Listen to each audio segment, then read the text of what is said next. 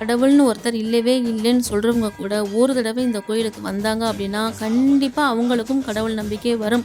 அதுக்கு காரணம் இந்த நந்திதேவர். இந்த நந்திதேவர் பார்த்தீங்கன்னா கோயிலுக்கு வெளியே சைடில் ஒரு வேப்ப மரம் இருக்குது. அந்த வேப்ப மரத்துலேருந்து பார்த்தீங்க அப்படின்னா அழகாக நந்திதேவர் கழுத்து வரைக்கும் உள்ள பகுதி அப்படியே தெரியும் உங்களுக்கு. அந்த கண், மூக்கு எல்லாமே. இவர் யாரை பார்த்து இருக்கிறாரு நல்லா பாருங்கள். இப்படி சைடில் இப்படி திரும்பினோன்னா கரெக்டாக அவருக்கு ஆப்போசிட்டில் இருக்கிறது நம்ம சிவபெருமானோட சன்னதி. அந்த பக்தர்கள்லாம் வெளியே வராங்க பார்த்தீங்களா, கரெக்டாக அவரை பார்த்தே சுயம்பு மாதிரி வந்திருக்கார். உண்மையிலே சொல்கிறீங்க, இதெல்லாம் சொல்லும்போதே உடம்பெல்லாம் அப்படியே புல்லரிக்குது. இதை நான் ஃபர்ஸ்ட் டைம் பார்க்கும்போது ரொம்ப ஆச்சரியமாக பார்த்தேன். பட் இந்த கோயிலுக்கு நான் ஒரு 10 வருஷமாக வரேன். இந்த சுயம்பு வந்து வேறு எந்த திசையில் வேணாலும் வளர்ந்துருக்கலாம். பட் ஆனால் கரெக்டாக அவரை பார்த்து வளருது அப்படின்னா உண்மையிலே அந்த இடத்துல ஏதோ ஒரு பாசிட்டிவ் எனர்ஜி இருக்குது இல்லையா? ஸோ அதை வந்து நான் நிறைய உணர்ந்திருக்கேன்.